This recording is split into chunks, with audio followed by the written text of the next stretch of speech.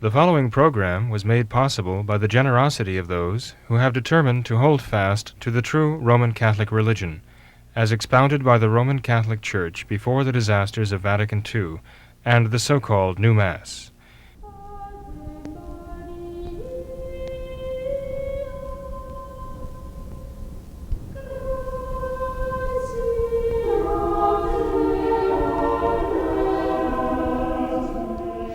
Hello and welcome to What Catholics Believe. I'm your host, Thomas Naegele, and with me tonight is Father William Jenkins from the Society of St. Pius V and pastor of Immaculate Conception Church in Norwood, Ohio. Hello, Father. Good evening, Tom. Father, let's start off tonight with a question about Pope Leo XIII. This viewer writes in and says that I and many others consider Pope Leo XIII as being a great pope, as he fought many of the errors and movements during his time. Are there reasons as to why he has not been canonized, considering the important encyclicals he produced and the courage he displayed during challenging times? Well, there has to be a reason why he's not canonized. Pope Leo XIII is an interesting pontiff. I mean, each pontiff is interesting in his own right, but Pope Leo XIII was the pope between Pope Pius IX and Pope Pius X, okay? So Pope Leo XIII reigned from 1878 to 1903, which is a good period of time. Pecci is his family, P-E-C-C-I is the family name. And tall, slender, ascetic, bright, very lively eyes when you see his pictures, very cerebral. But Pope Leo XIII is probably known as one who retreated from the hard-line position of Pope Pius IX and decided, well, let's engage the revolutionaries on their own turf. Up until that time, Pope Pius IX had adopted a policy of just dogged resistance to the changes, to the revolutionary, the liberalizing, so-called liberalizing work. They were not really liberalizing at all. What they were doing was trying to liberate mankind from the church, from Christ is what they were really doing. All of the philosophical movements of the day that were anti-Christ, anti-Christian, naturalism, rationalism, and all the rest kind of fell under the broad label of liberalism, which was simply meant to say that your faith is your own personal faith, practice it in private, don't bother me with it, and leave it out of the public area, leave your faith at home, limit it to within your own soul and within your own home, and do not bring your faith into the public forum. It cannot influence. It was actually, by the way, a final fulfillment of, you might say, bringing to the ultimate terms Lutheranism. As Luther basically gave us the idea that the prince, whoever he may be, the secular prince, really is the one who speaks for God in his area. But then if you do away with priesthood, as Luther did, and you have nothing but ministers who are functionaries and representatives of the people, then you'd have to say, well, if it's being a representative of the people that makes you a minister, then you'd have to say, well, actually, the prince, the ruler, is really the representative of the people par excellence. So, yeah, he's really the spokesman for God. And this was basically doing what the Orthodox had done in the East, in tying religion to the political power and the culture of the area. So Luther accomplished that in the West, pretty much. The idea of keeping your faith in Christ private, it's between you and God, and do not let it in any way influence your public behavior. And certainly do not allow it to move you to try to influence the laws of the land in any way Christian. You know? Well, this was liberalism. And Pope Pius the Ninth was absolutely against it. You know, when you consider the way Pius IX started, it is remarkable because he was considered to be a liberal, if not the most liberal of all the cardinals, such that there was even speculation, open speculation, that he was actually a Freemason. And so when he was elected, it was kind of shocking that someone with that reputation already at that time would have been elected. Remember, Nuvius, the Masonic writer, whose permanent instruction had been found in the Masonic lodges of Italy, especially northern Italy, had said that the Masons had to apply themselves to forming a generation of young Catholics who would then go on to become the priests and the monsignors and the bishops and the cardinals and finally the Pope of the future. He said, we don't necessarily want a Pope who's a Mason, we just want a Pope who thinks like a Mason. And then all of a sudden, I mean, after very few years, after Nuvius had said, this is the work of generations, perhaps centuries, all of a sudden you have Mastai Ferretti, Cardinal Mastai Ferretti, who's elected Pope Pius IX. The Masons must have thought they really hit the jackpot. And, Pope Pius IX wasted no time back in 1846, 1847, 1848, giving the Masons exactly what they wanted.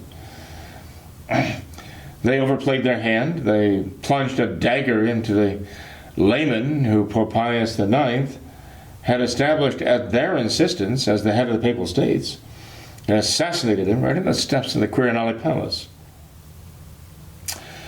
And Pope Pius IX was a man who suddenly saw. It was like a bolt from the blue, and the scales fell from his eyes, and he saw the Masonry exactly for what it was, and the Masons for exactly who they were.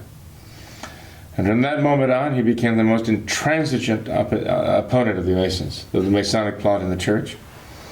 Denounced Masonry and all of its works, communism, socialism, and all the rest. And he would not give 1 inch. I mean, it was so... the Masonic hatred of him became such a fever pitch that twice he had to actually escape from Rome because of their attacks. And he became a prisoner of the Vatican. And not only that, Pope Pius IX, when he died, the effort was made to bury him in the middle of the night. They were carrying the coffin, actually under the cover of darkness, about a midnight procession across one of the bridges, in order to avoid the violence that the Masons were threatening, to show contempt for him and hatred for him. And there was actually a struggle as the Masons met the funeral cortege on the bridge, and they were struggling for the control of the casket. The Masons wanted to throw his casket and his remains into the Tiber. But the Catholics had a little more backbone back then than they had today, than they have today. And the Masons didn't get their way. But it was a very ugly time. And then Pope Leo XIII was elected, and he adopted a different program. He began to... I guess we might say he wasn't open to the ideas, but he changed so-called tactics or approach, saying, well, okay, you've done this, you've done that, you've seized the governments, and we're going to meet you line for line in the press. We're going to meet you at every step. We're going to oppose your ideas, and we're going to go to the polls, and we're going to vote in your elections. And this gave, in the eyes of many people, a kind of legitimacy to what the liberals had done. As though Pope Leo XIII was going to somewhat play along and say, okay, we can beat you at your own game, if you will. And now Pope Leo XIII was a courageous man, and he had the faith, there's no doubt about it. He was very devout. It was Pope Leo XIII, remember, who we read back in the 1880s had the locution of Christ and Satan challenging our Lord, I will destroy your church, and our Lord telling Satan he would allow him 100 years to make the effort. And Pope Leo XIII penning that long prayer to St. Michael the Archangel, which he talked openly in the prayer about the enemies of the church trying to gain control of the papacy. But still, the church lost ground during that time. She did not gain ground. She lost ground during that time. Because the propagandists of the liberals always have an advantage. They can lie, and we can't. And lies resonate with people, unfortunately.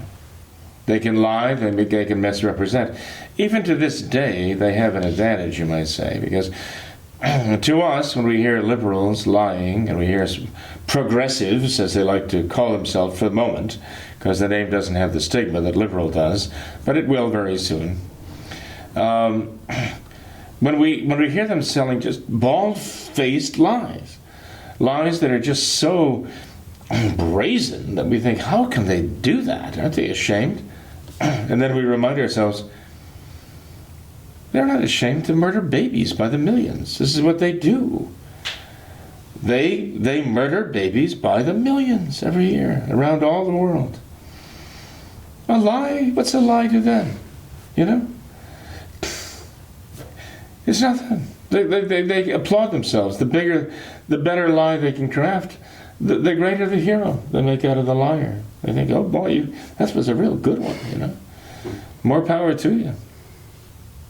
So they applaud the lies. Their whole lives are lies, built on lies. So now the church did lose ground under Pope Leo XIII, such that when Pope Pius X was elected, he had a real job to do in dealing with the modernists who had gained power in the church. And he had tried for years, he said, to address them. As the Cardinal of Patriarch of Venice, and then as Pope Pius X for the first 4 years of his papacy, he was striving to deal with the modernists and trying to reason with them, trying to plead with them, appeal to them.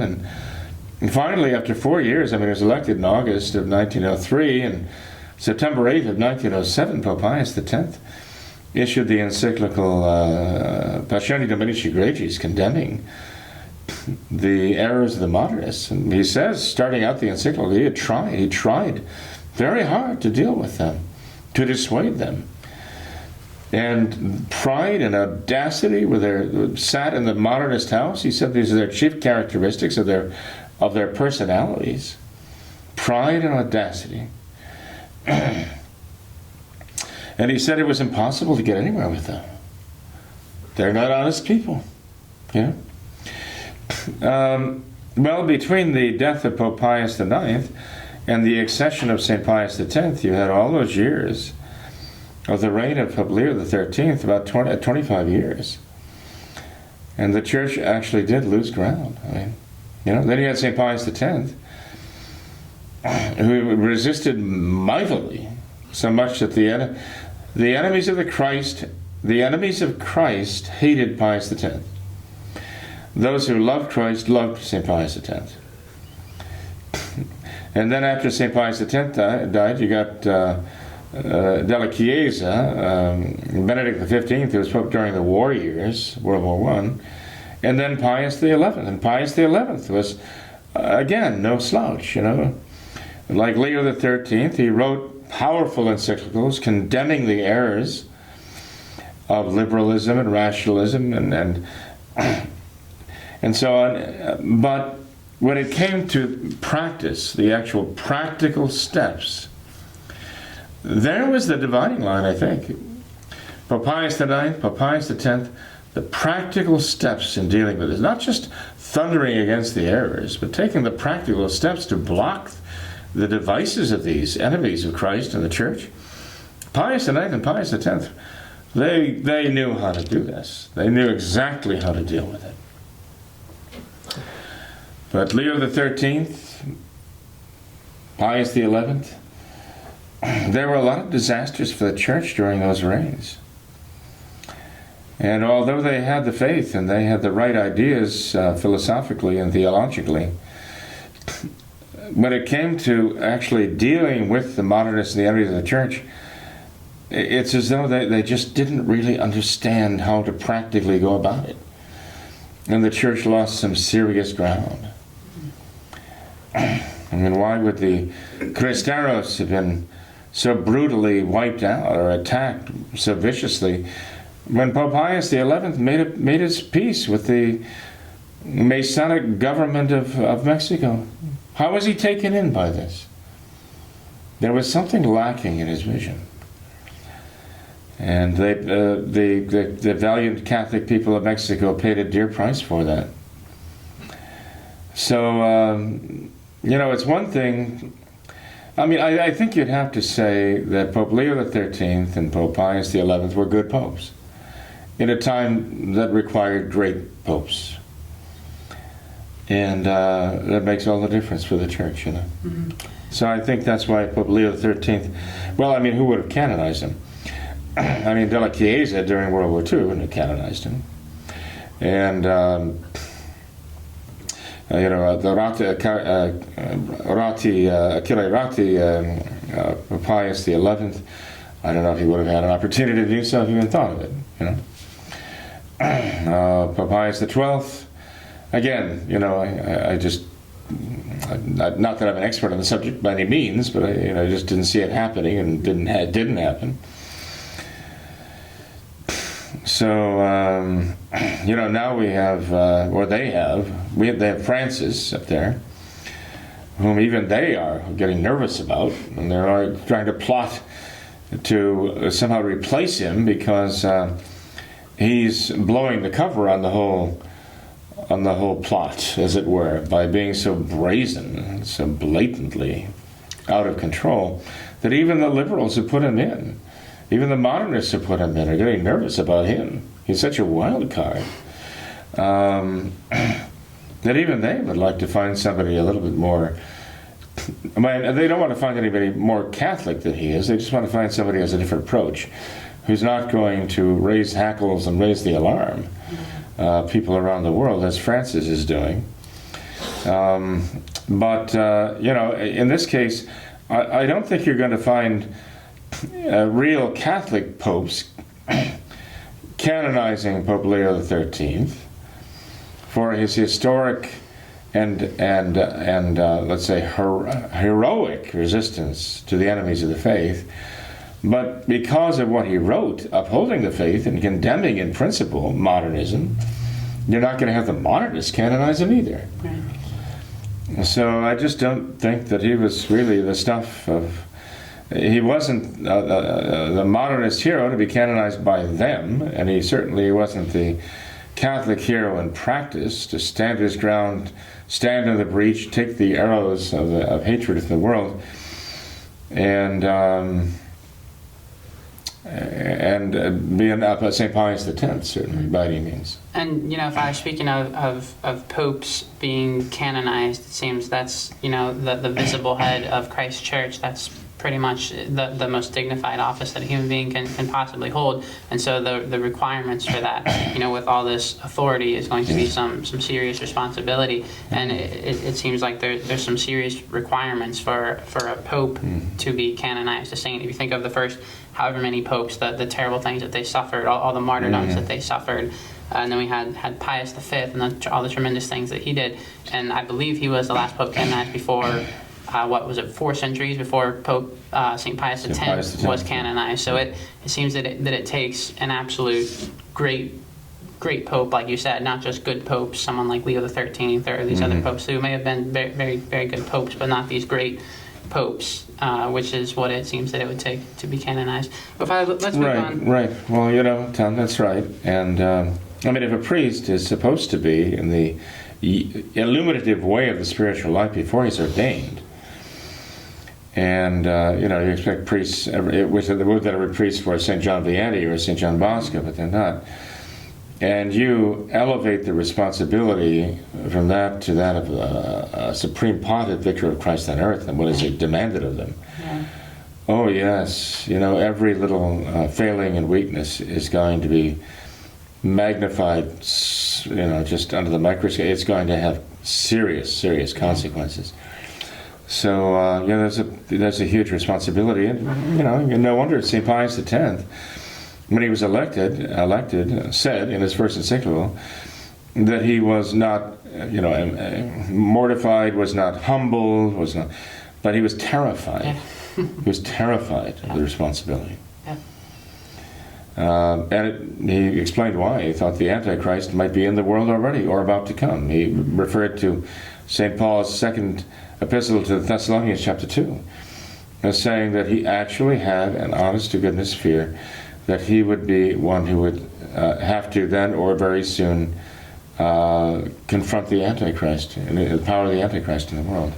That seemed to be a common theme among many saints, that they would often attempt to reject offers of the office of the papacy or some other great see, just because of the serious responsibility that came with that. And that's like in the Imitation of Christ. You read Thomas à Kempis, I believe, mentions that several times about how it's so much better to be an inferior rather than a superior, just because of the great responsibility that comes with it. And the verse that comes to mind: "He who much is given, much is expected." Well, the Peter principle is that you're promoted to the level of incompetence. You succeed in this, you succeed, you get promoted. You succeed in that level, you get promoted. You succeed in that level, you get promoted. You're promoted until you don't succeed anymore, and then you don't get promoted anymore because you found the level of your incompetence. But how many good priests have refused, well, not refused, but have really resisted being consecrated bishops? How many priests and bishops have resisted being named cardinals? And how many have dreaded the idea of becoming the Pope, because not that they didn't love our Lord, but they just felt, honest to goodness, they did not feel that they were worthy and capable.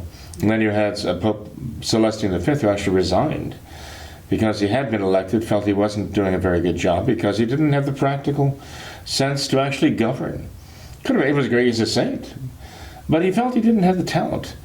Because it takes a certain amount of savoir-faire and ability, natural ability to govern too, and he just felt he didn't have it. And that's actually why he was elected, by those who thought they could use him. And he realized that, and he graciously stepped down. When he was basically imprisoned afterwards to prevent him from being a rival, he was happy as all get out, because he wanted to be a monk, he wanted to sell, he just wanted to live. And when he was imprisoned, I think it was in the Castle of Gandolfo, if I wasn't mistaken, in the Castle Sant'Angelo, for a while, he seemed to say, well, this is now finally what I've wanted all along, my little cell and chapel to pray, and this is my vocation. So, but that's what saints are made of. One thing's for sure, though, St. Pius X, feeling very unworthy and feeling perhaps overmatched by the demands of the office, completely committed himself into the hands of God's loving grace and cooperated fully with the grace of God, as far as we know. And this humble, let's face it, his name in Italian translates into basically Joe Taylor. And somebody is very, very humble and how ordinary in that can you get? That name, Giuseppe Sarto, you might say a common man extraordinary. He was such a common man. But by the grace of God, as St. Paul said, his grace in me had not been void. We need another Pope Pius X. And, that's what we should be praying for. But in any case, Pope Leo XIII was not that. Sure. All right. Well, Father, I've got a question here concerning St. Peter. So this viewer says that I recently rewatched a Vatican documentary by National Geographic, where it was mentioned that the bones of St. Peter that were found in the late 1930s under the Sistine Chapel were declared authentic by Paul VI. Should we be skeptical of this because a modernist pope made such a declaration? Well, the remains of St. Peter were found under the Vatican. Okay, they were actually not found under the Sistine Chapel. Okay. They were actually found under the high altar of St. Peter's Basilica. Makes a big difference. Why? Because the basilica was originally built in that spot by Constantine, no less. the basilica was positioned. It was actually cornered into a hillside, the Vatican Hill, which required the movement of thousands and thousands of cubic yards or cubic meters of soil, not only displacing them from the hill, because it's digging into the hill, but down below, as the hillside falls away, and yet the basilica had to be built on a flattened area, on a platform, as I say, dug into this and filled in down below. An enormous basilica at the time. In fact, they have a model of the Constantinian basilica on the route of the tour of the excavations of the under St. Peter's. Now, when you see a very telling model, very instructive model of the Basilica of Constantine, built about the year 320 or so, and it was your classic basilica style, even with the great atrium, the great garden, which is called the Paradisum, because it was such a beautiful garden, as the entry, the forecourt, as it were, into the basilica. As you know, basilica, it comes from the Greek word basileia, right? It has to do with the great hall of justice, the judgment hall of the emperors. So this is, it was the hall of imperial authority. The church received its first basilica as a gift from Constantine, who gave the basilica of the Lateran to Pope Sylvester I. But Constantine was not finished with that. He had basilicas built as churches, as monuments over the tombs of the apostles. St. Peter being one of them and the foremost of them, but also St. Paul and some others also. And so the St. Peter's Basilica that he built was actually meant to be one enormous monument in memory of St. Peter, and as testimony of the dignity of his office that Christ conferred upon him. But the basilica was built in such a way, it was oriented in such a way that the altar, the central altar of the basilica, would be right over the remains of St. Peter. Now, of course, Constantine did not determine where those remains were buried. He had to orient the basilica around where those remains had been buried on June 29th in the year 67 AD, when St. Peter died in the circus of Domitian and Nero, who finished that basilica, that circus, and ordered the death of Peter there in that circus.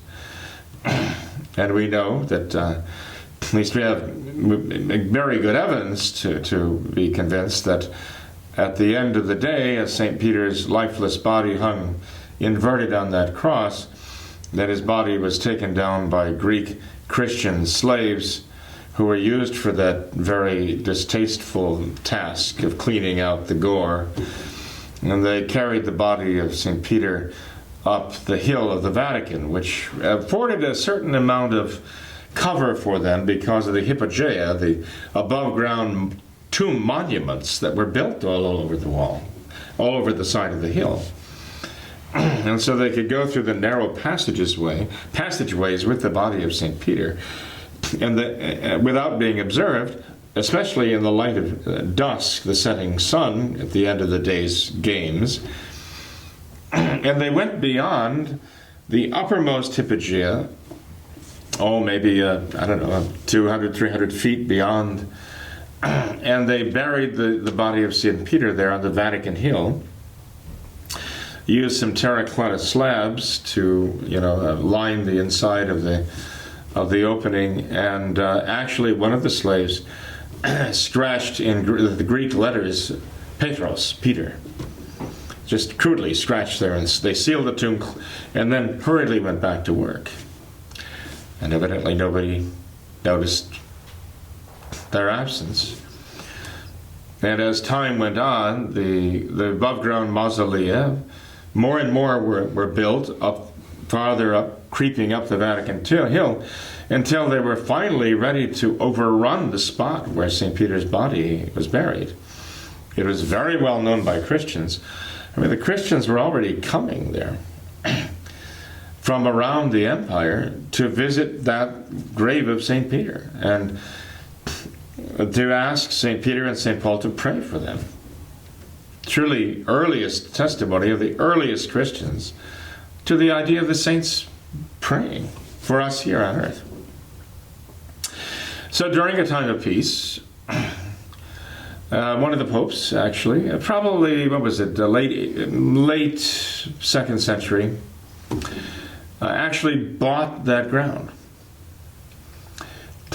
Built a wall, like a wall against all of the hypogea that were down below in the hill, and they had it stuccoed in red,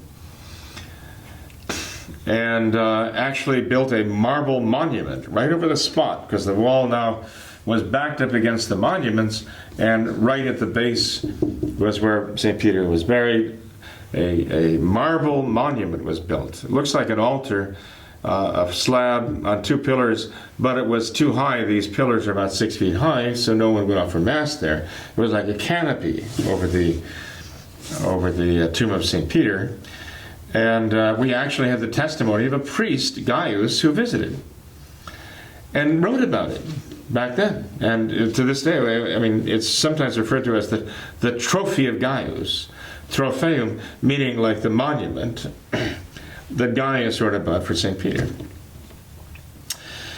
And now we're talking about, 67 AD, the remains of St. Peter buried there, and then 200, a little less than actually 250 years later, Constantine building a basilica over that. And so it's kind of interesting because in building a basilica, he actually had to level that terrain. He actually chopped off the tops of some of those mausoleums. And these were family burial sites. He probably had to compensate those people quite a bit, if he did. He actually had those mausolea then filled in with soil, packed with soil, because they had to be a foundation for part of his basilica. And remember, if you were to go through the sanctuary of Constantine's basilica at that time, the way he built it, as you were approaching the high altar, you're walking over at some point the remains of those above ground tombs that had been shaved off, You're walking above them, and you're coming, it's all underneath you then, in his basilica, the red wall, and then the remains of St. Peter are just below, and there's the altar, the central altar of St. Peter's Basilica. That's how it's all oriented, Well, St. Peter's the original St. Peter's Basilica, built by Constantine, stood for about 1,200 years. Think about that. I mean, a building actually standing, was built in the 320 or something, and standing about 1,200 years plus. That's quite a feat, And some areas of the basilica, were becoming rather enfeebled and not necessarily safe. So in the late 1500s, the Pope decided we're going to have to rebuild this. And so what they did was they built a new St. Peter's Basilica over the old one, piece by piece, section by section. They even extended the modern St. Peter's Basilica, it was dedicated in 1626, I think it was. That's modern for the church. They even extended right over the atrium, the garden, and they extended the whole basilica out to cover the area that had been the garden. So now that's enclosed. And when you walk up the great steps and you walk in the door of St. Peter's Basilica, you're actually walking above the area that was the great garden entrance to Constantine's basilica. Now it's under roof, of course. And but as you walk up the aisle and you're approaching the high altar, you realize, okay, I'm approaching the very spot where the present altar, the papal altar, is built right over the altar where Constantine placed his altar, which is right over the very spot that St. Peter's body was buried the day he was martyred. Now, our writer here saying Sistine Chapel is perfectly understandable. He would think that. But the historical reality is the whole basilica was oriented, long before there was a Sistine Chapel and all the rest that built around it. The Basilica of St. Peter's was the one that was oriented right over the body of St. Peter. And to this day, it is the remains of St. Peter down below. This had not been investigated for centuries and centuries until during World War II, a tomb was being prepared, for Pope Pius XI. Some would say, well, that was before World War II. World War II didn't start until 41, right? Remember, Lucia said that in 38, she saw the red sky, and she knew that was the beginning of World War II. She gauged the beginning of World War II from Hitler's invasion of Austria. She said that was the beginning of World War II. And Pope Pius IX died. Pius XI, died. They were looking to build a monument or a tomb for him at St. Peter's Basilica, and the workmen broke through the floor. They actually broke through the floor of the current St. Peter's Basilica and found themselves looking down into a void below. And they realized they had broken through into the Basilica of Constantine. And Pope Pius XII, who was the newly elected Pope then, told them, keep going. He said, well, keep it absolutely quiet, absolutely secret. He got a team of archaeologists together and said, after all these centuries, we have all of this historical evidence, all of this testimony, go and find this. Follow the evidence. Follow the testimony. Take it where it leads you. Now, others who'd had less faith might have said, ooh, maybe it's best just to cover that over and not, because if we follow it and we get there and there's nothing there, that's a great embarrassment, right? But Pius XII wasn't in trouble with that. He said, follow this and go. And that's exactly what they did.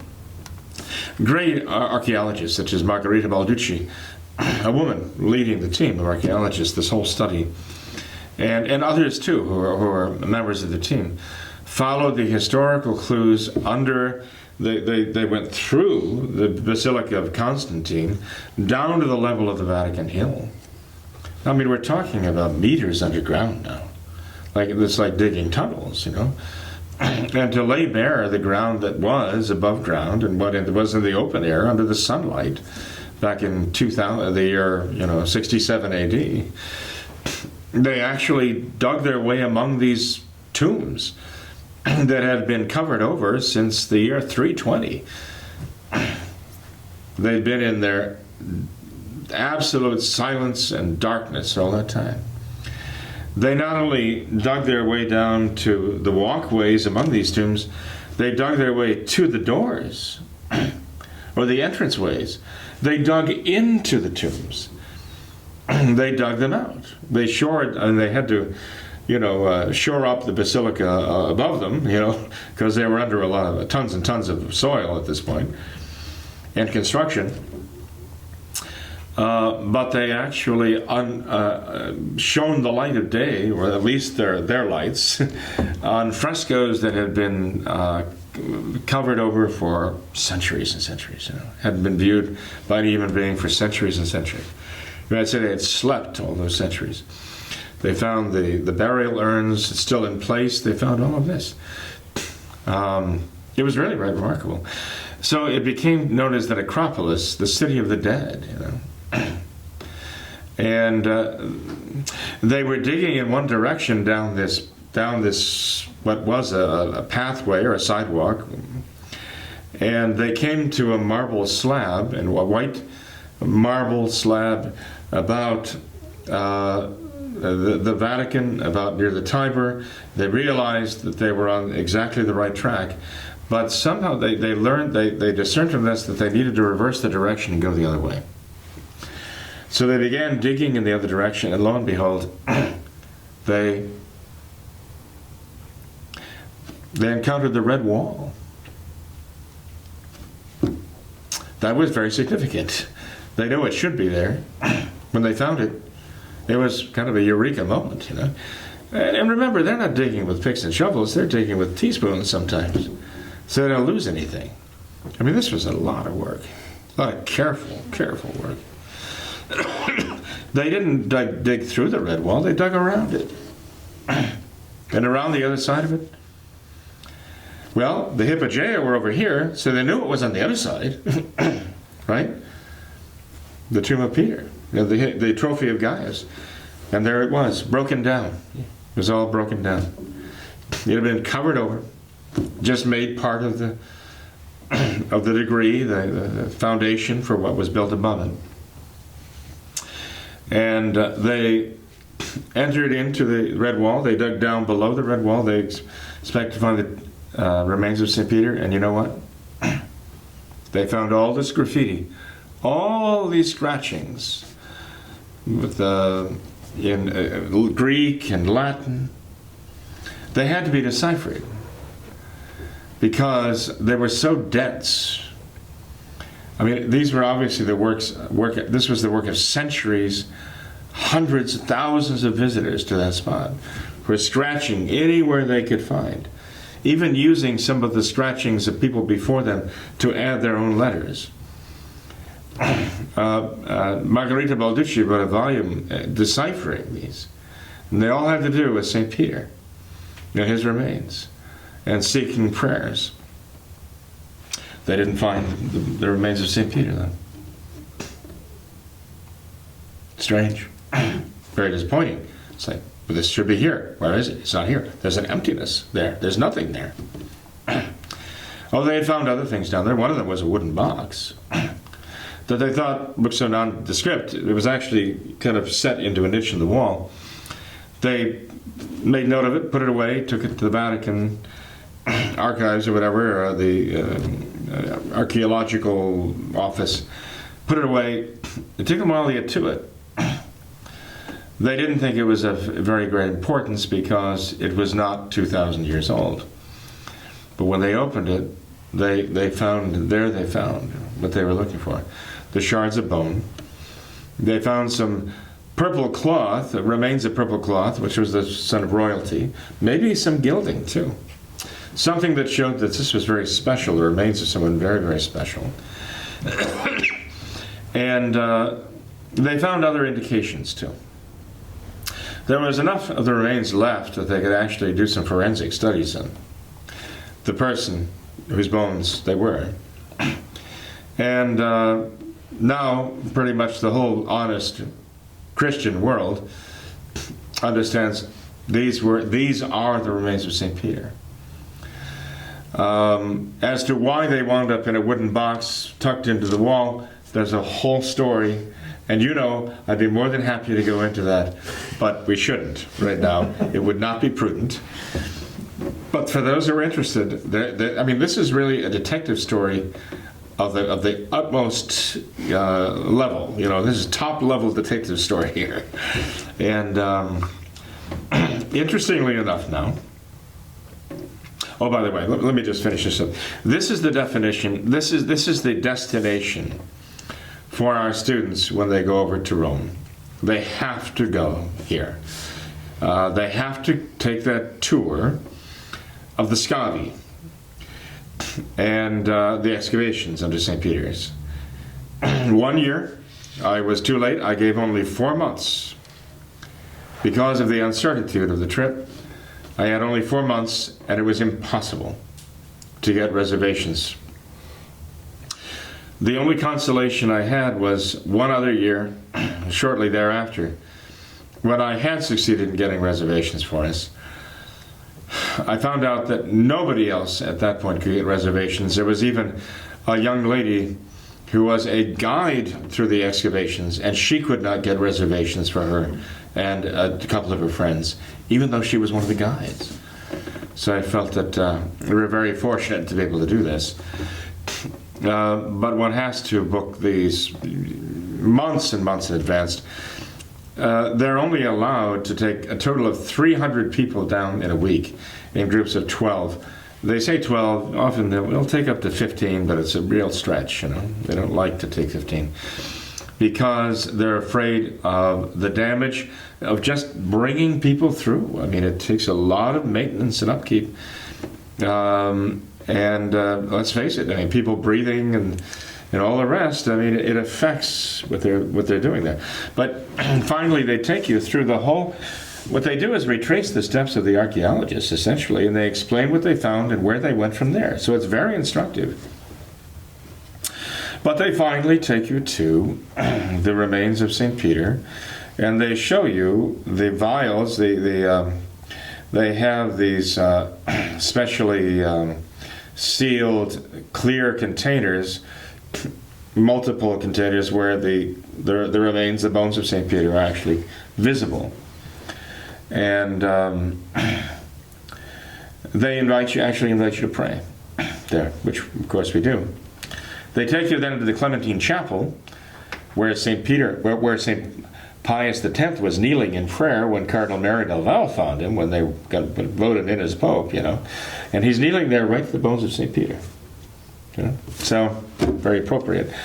But in any case, now they say that they have evidence that in a church, Santa Maria della Capella, I think it is, which is in Trastevere, the region of Rome to the west of the Tiber, where you have the Basilica of St. Cecilia and Santa Maria Trastevere, that area of Rome. Those who've been to Rome know exactly what I'm talking about. They say that in Santa Maria, I think it's della Capella, they have found 2 clay containers which they show evidence of also being of the remains of St. Peter.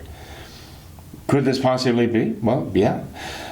There's no reason why not. We know that the remains of St. Peter were actually removed from under the Vatican at one point and carried away for safety because of invasions and returned to. Actually, the bones of St. Paul and St. Peter were removed from under the basilicas and actually contained there, kept for safekeeping in the catacombs of St. Sebastian for a while. And we see the evidence in the graffiti of the pilgrims going there and asking Saints Peter and Paul, pray for the family of Fortunatus or whatever, going back hundreds and hundreds of years. And then the remains returned to their respective basilicas. So the idea that there would be bones of St. Peter that might have been kept even for safekeeping in a chapel such as Santa Maria, I think it's della Capella, in Trastevere, there's nothing wrong with that. Anybody who has a relic of St. Peter has actually a part of those remains of St. Peter, wherever they happen to be, take the relic. So there'll be another chapel in Rome that would also share some of those remains of St. Peter. There's nothing wrong with that. But that's a tremendous find. It's just been found, and there's a lot of, evidently it's pretty credible. And the remains of St. Peter there, if in fact they prove to be, are also interred with what have been identified by inscriptions or whatever.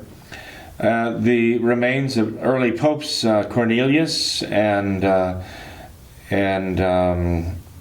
Calixtus, I think, is one of them, and Felix. And again, this would not be unusual at all, because even where the body of St. Peter was originally buried on the Vatican Hill, the earliest popes to die as martyrs after St. Peter were actually buried around the remains of St. Peter. They have the tombs of the others radiating out from that central point where St. Peter was buried. Linus, Cletus, Clemens, sisters. Actually, we have the relics in our church, Immaculate Conception, the relics of St. Linus and St. Cletus in the high altar, St. Clement of Rome, and St. Calixtus in the St. Joseph altar. So to honor those early popes, we wanted those relics there here too. So it'll be interesting when we take the students to Rome this year. God willing, we will. We have a group probably of about 25 to 30 people going. We're going to go to that little chapel. We've never been there. I've never been there anyway. Never taken the students there, and to see where the research has taken them. Oh, by the way, actually, I've got to be careful with this. I want to see the chapel, but I understand that these clay containers have been removed to the Vatican for study, so you won't find them at that chapel in Trastevere anymore. So anyway, interesting things, interesting things. The point is, Pius XII turned the archaeologist loose and said, "Scientists, go where you have to go, find what you find, and report what you find." And it was stunning confirmation. Not stunning insofar as it was confirmation, but stunning insofar as the exactness of the traditional records of the Church and all her monuments pointing to the truth of, yes, St. Peter was not only Bishop of Rome and Vicar of Christ on earth as the Pope, but yes, his remains are buried underneath the high altar of the Basilica of St. Peter, even as the historical record now attested and now absolutely shows, against all of the gainsayers who were insisting that it must not be true. Well, guess what? They're wrong. Will they admit it now? Well, only by the grace of God. Will they actually they will admit it, that it is true. Sure. This is all very, very fascinating, and I hate to go from the beautiful life of St. Peter to his antithesis and Francis, but we have about 5 or 10 minutes left, Father, and it seems we've been the last... Are you implying that we've kind of been wandering underground through digs here? For the spoonful by spoonful. For the last couple of programs now, we've kind of avoided the talking about Francis. Yes, right. I guess inevitably he's got even the archaeologists had to come up to the surface once in a while and face the He's been in harsh reality. He's been in the news though recently, Father, for several things. For the one thing is his recent decision in regards to the vernacular translations of the Mass, of how he has kind of decentralized that, where it's not the authority of the Vatican anymore to kind of regulate the translations of the vernacular of the Mass. He's given that to the local bishops. So would you have any comments on that? There's also been his ordeal where where in his trip to South America, where he hit his head in Colombia down there. I think we're all kind of hoping that would knock some sense into him, but alas, our hopes were dashed there on that I believe on the same day was when the report came out concerning climate change during some interview where he said how man is stupid, essentially something to that effect, for not seeing the dangers of climate change, how it's not a joking matter. We need to listen to the scientists on this. We need to do something about it. It's a moral issue. Do you have any comments on the Francis circus going on, Father? Well, other than just saying that he really ought to take a rowboat across the Atlantic rather than a jet, and be driving a Tesla electric vehicle rather than the Popemobile, if he really were sincere about worrying about the environment, because he's burning fossil fuels left and right. And in that, he shares a lot in common with Al Gore and so many others who are so concerned about the environment, But, Tom, there's so much to be said about this. We ought to do one of those 24-hour marathons here where we just, but in any case, and if we could do that, all I'm just talking about Francis says and does. We could. But we shouldn't. In any case, with regard to, let's see, where do we start here? Francis, recently he came out and he said, my reforms are unreformable. Right? I'm the great reformer, and what I'm going to reform, I'm going to reform all this tradition, cut it away, but no one better dare reform my reforms, because they're infallible. Yeah. This is magisterial, And so, again, he is absolutely, well, we could say he is delusional. And could say, if a pope began talking like that he had lost his mind, which was one of the grounds for actually announcing that a pope had somehow become insane, and the papacy would have to pass to another at that point, because effectively, he had died, But with Francis, it's not a matter of insanity. It's a matter of his belief, or lack of it, lack of Catholic belief. This is how he views the papacy. In his hands, the papacy is the voice of the people. That's infallible. And the people have spoken, and that's... But the strange thing is, not only are the modernists, a la Francis, continuing to reform their own reforms every year or two, they're coming out with new versions of these things. And he says, these reforms now of all my predecessors are irreformable. You can't go back. But he's continually reforming them and making them more and more so, So he's contradicting himself. But remember, that to a modernist, that doesn't matter. That's actually, again, a sign of vitality. That this is, if you can contradict yourself, it shows you're alive. Changes the tradition of the church. Changes the tradition of the church. That's right. Perfect. Exactly right. So here he is, contradicting himself out of his own mouth. Within the same sentence. Using contradictory terminology. And to him, it's just wonderful, because that's what modernism is all about. But not only is he saying that these reforms are unreformable, but he's continuing to reform them on the fly as they go. But modernism itself says everything is constantly changing anyway. So how is he to say you can't reform in that direction, you can only reform in this direction? Who is he to say that as a modernist? He will determine for the future what changes, the only kinds of changes that can be allowed. He's going to dictate that for the future.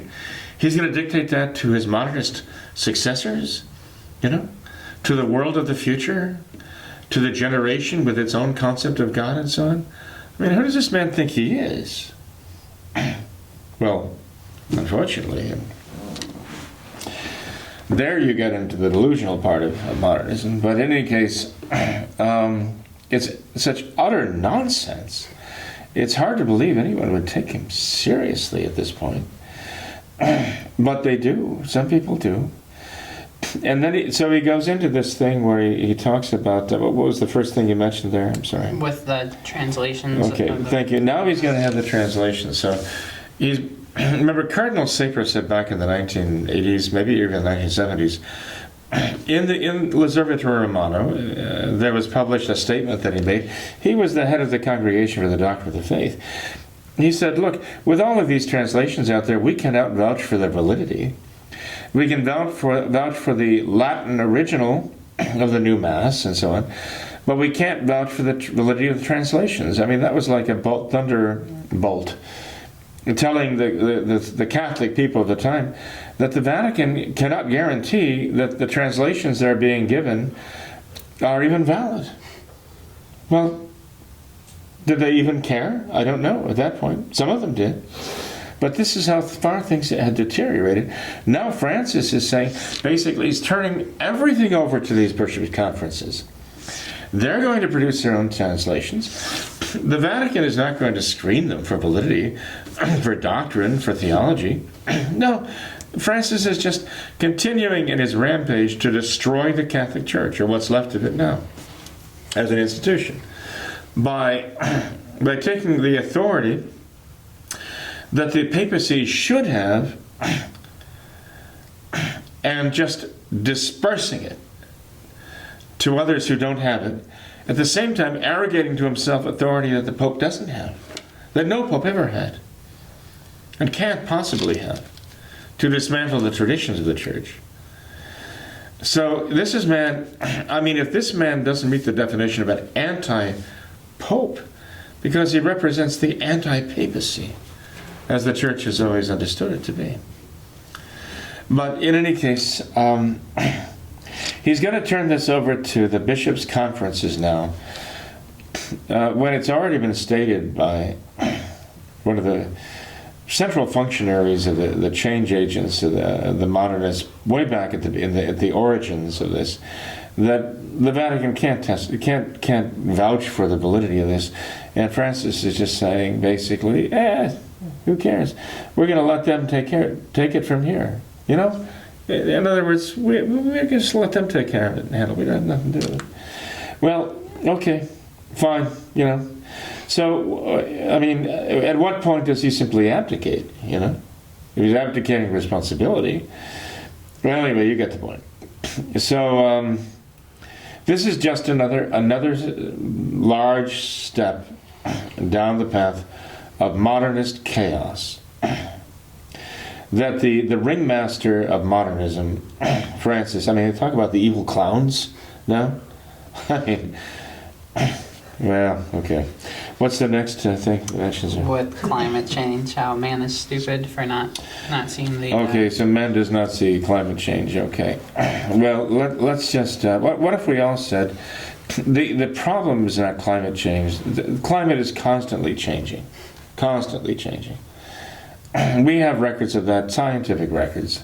The question is whether we're doing it, whether we're causing it to happen, and what controls that the governments, especially Francis's much desired world government, is going to impose on us because of it. That's the whole point. The whole issue of this is not whether the climate is changing. It has nothing to do with this. The question is that, yes, climate is continually changing. We all know that. The issue is whether we're doing it. It's our fault. And we're changing the climate in an undesirable way by emissions and gas emissions and so on. What world tyranny is going to then use this as the excuse to impose its dictatorship over every man, woman, and child on the face of the earth. That's the issue. Francis is a cheerleader for that, and a very powerful one, because he's telling people that Catholics have to accept that. They have to. I mean, at the same time, he is disparaging the very idea of dogma. He's creating his own dogmas. Okay? His worldly dogmas. Remember when Peter was arguing with our Lord, "You will never be crucified. Stop saying that. You know it's not true. Don't say things like that. No, no, no, I won't hear of it." And our Lord says to Peter, "Get behind me, Satan. You are a scandal to me because you mind the things of man, not the things of God." Well, I mean, this is Francis all over again. This is Francis. Get to behind me, Satan. You are a scandal to me. You know, there are those who rip St. Countess up one side and down the other, and accuse him of all kinds of things. And sometimes St. Countess really are blameworthy. You know, they make it like that's the whole religion right there. You know, but the people who are attacking the St. Countess, in principle, have to realize that they're attacking they're blaming the wrong people. It is their own popes who have scandalized these people. When our Lord said to Peter, "You are a scandal to me," well, what would he say about Francis then? Minding the things of man and not the things of God? Oh my goodness. That's Francis to a T. And they become Satan to mankind. They become the scandal to mankind. These are the new dogmas of Francis, the World Church of Francis. So He's the one beating the drum for these things. It reminds us exactly what Nubius, to return to something we said earlier in the program, about the Masonic leader of Italy, saying the kind of pope they would want to lead the way for the Masonic revolution. A man who would speak the Masonic doctrines of who would lead the world in the direction of the Masonic cult and culture of the moment, modern day, canonizing that. And that's exactly what Francis is doing in his climate change business, okay? But he's already called, as has Paul VI, as has even John Paul II, as has John the 23rd, before any of them, for a world authority, a world government to control these things.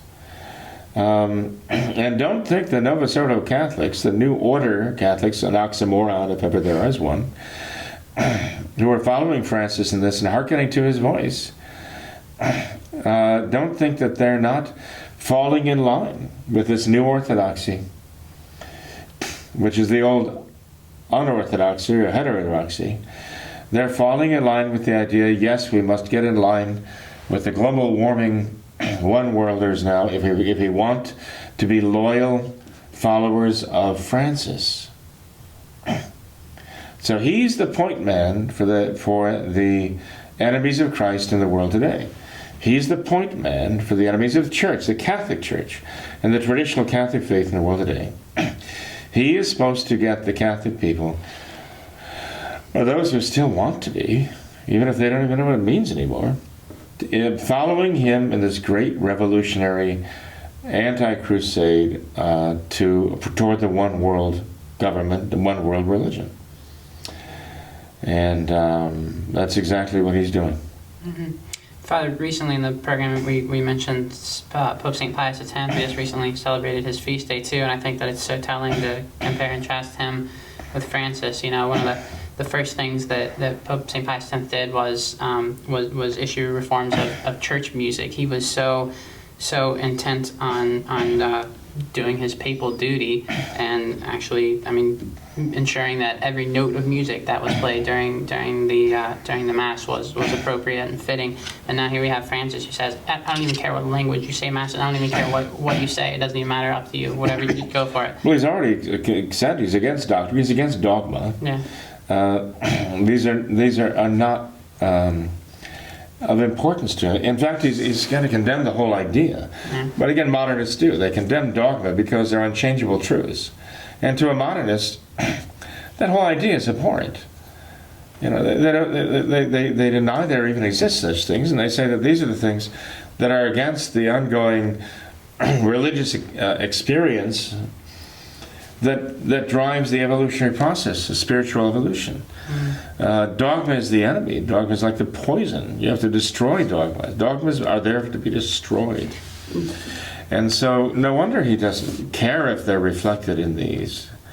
The one thing you can't have is the traditional Mass and the traditional sacraments, because they still stand for the traditional orthodoxy and dogmas. So they cannot be tolerated.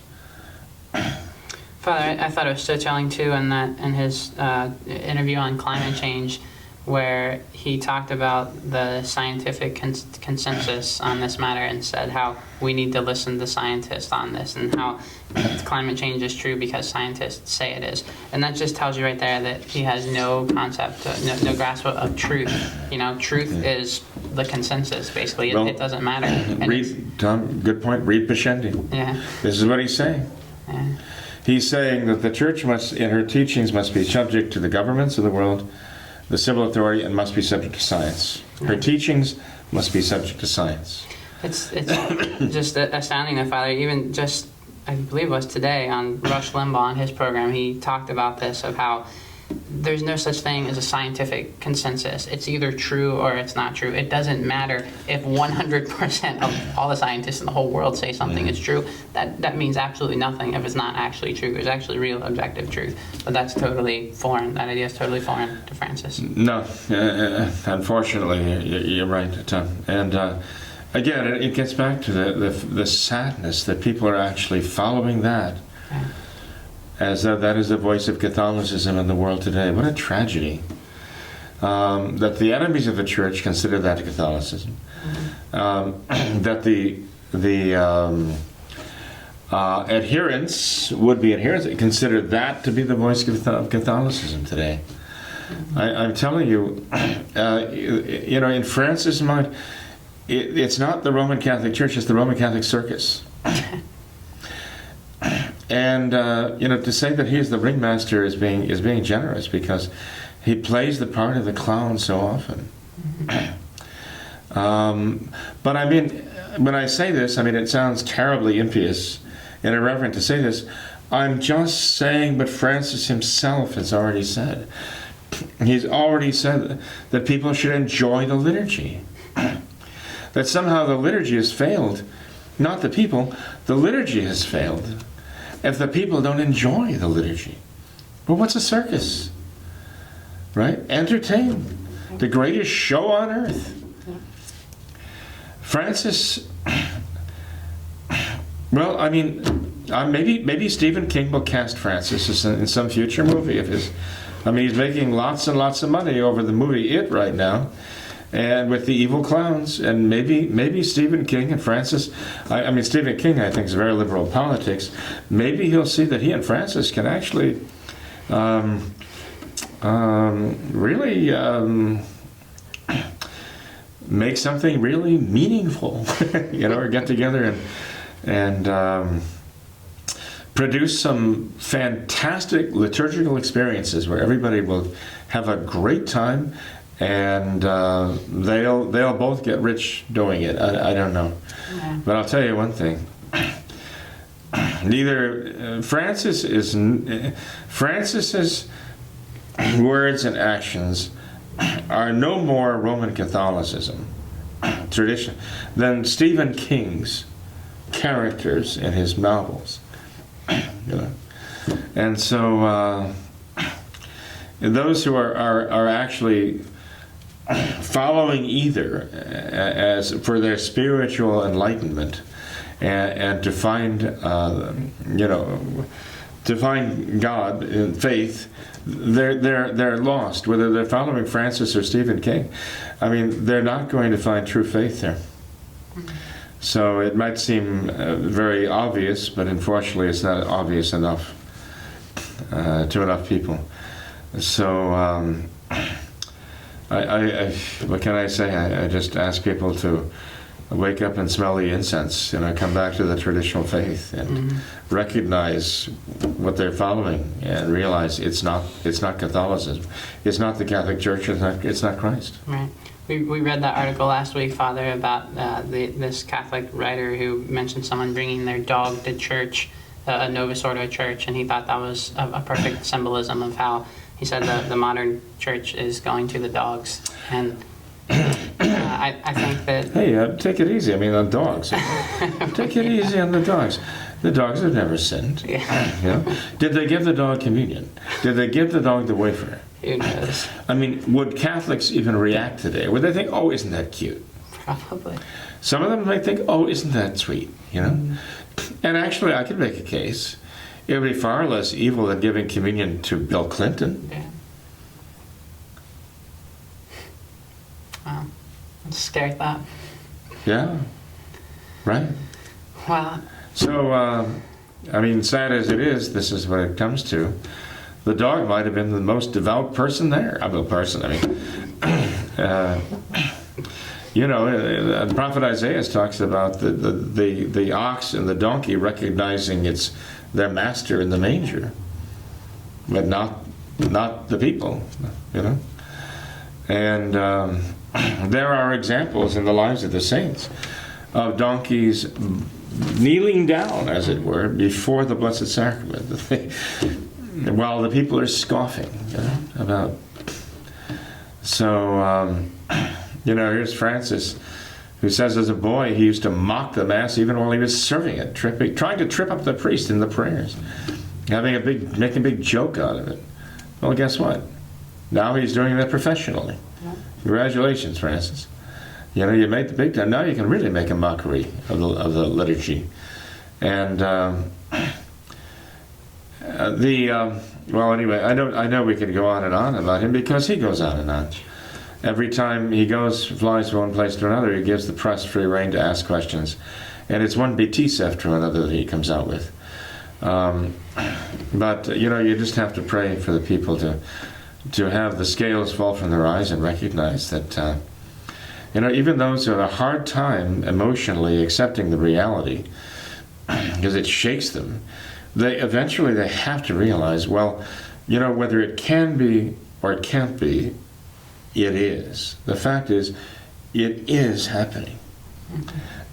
And rather than say, well, gee, if I believed this was happening with Francis and all of his pomps and all of his devices and so on, if I believed I'd lose my faith, as someone told me once, they ought to say, no, my faith is not in Francis, my faith is in Christ. So if I see that a man like Francis is now in that position in the Vatican wearing the robes and he has the address and all, but he's saying these terrible things against the faith, then maybe I need to rethink my faith and make it not so much dependent on man, but to be totally dependent on Christ and realize that I have to follow Jesus Christ and the traditional faith and the traditional Catholic religion. That's where I have to go at this time. And that's what they all should do. That's the only way they're going to find solid ground faith-wise, because otherwise it's just chaos out there. St. John Bosco said it very well in his dreams. He saw the entire world like a gigantic sea, an enormous storm. It's kind of ironic that we're talking about that now after Irma, and the whole world focused on that gigantic storm. St. John Bosco dreamed about the whole world being engulfed by a tremendous storm, and the church making its way in this storm-tossed sea. And even in the middle of the tempest, the church is being attacked from all sides by enemies. But she's slowly, laboriously, painfully making her way through the storm and through this battle to two enormous pillars rising out of the sea, like the bedrock, unmovable through the wind and the wave, of the real presence of our Lord in the Blessed Sacrament and the traditional Mass, the true Mass, because that's what he saw, that's what he offered. And the dogma of the Immaculate Conception. He saw those as two pillars. And when the Church managed to gain entry to right between them and secure herself to those two doctrines, to two dogmas, then the storm winds died out, the sea settled down, the enemies disappeared, and the Church found a great calm. That we can interpret as the triumph of the Immaculate Heart of Mary, of course. And that's what we all have to be pushing toward. That's what we have to be focusing on. And Our Lady told us that an important element of the Church finding that safety, that safe haven, is consecrating ourselves to our Immaculate Heart. And perhaps that would be a good opportunity for you to say, well, Father, time to close and feel it away. So I'm going to give you the opening to that. Sounds good. I can do that. Okay. I'm sure there are people out there saying, yes, this is a perfect opportunity. Father, we talked tonight about St. Peter and St. Pius X. I think that these times right now call for a lot of prayers to two real popes right there. And today is the feast day of the Holy Name of Mary. So I don't think we could do much better than that. Right. And the feast day that was established to commemorate the battle of the raising of the siege in Vienna in 1683, the Muslim siege of Vienna. Yeah. Beautiful day after 9/11. So we turn to Our Lady in these great trials. Definitely. Thanks for being here tonight, Father. Absolutely, Tom. Thank you very much. Thanks to all of our viewers as well for watching this episode of What Catholics Believe. Until next time, we ask that you all remember the words of Our Lady of Fatima, to consecrate yourselves and your families to the Immaculate Heart of Mary, and to pray and do penance. Thank you, and God bless you.